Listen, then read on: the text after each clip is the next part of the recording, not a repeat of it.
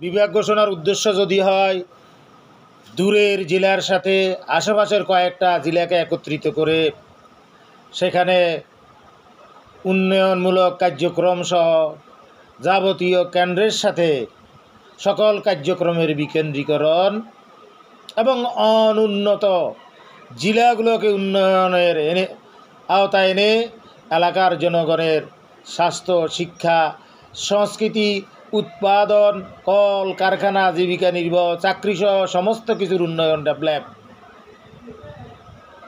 তাহলে ঢাকার নিকটবর্তী জেলা কুমিল্লা নয়, দূরবর্তী জেলা এবং অবহেলিত অনুন্নত চরাঞ্চল সহ বৃহত্তর নোয়াখালী বিভাগ পাওয়ার যোগ্যতা রাখে।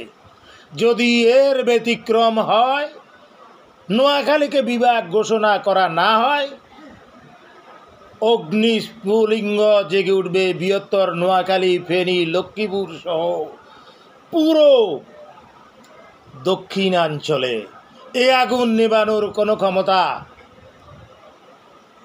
আসিফ মাহমুদ, সজীব ভুঁইয়া, কালাবাটা আসনাদ আবদুল্লাহ নেই, এমনকি ইউনুসের মতো গদ্য অথর্ব অন্তর্বর্তী সরকারেরও নেই।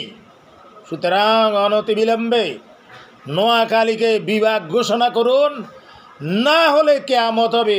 নোয়াখালী বিচ্ছিন্ন হয়ে স্বাধীন নোয়াখালী দেশ ঘোষণা করবে ইনশাল্লাহ।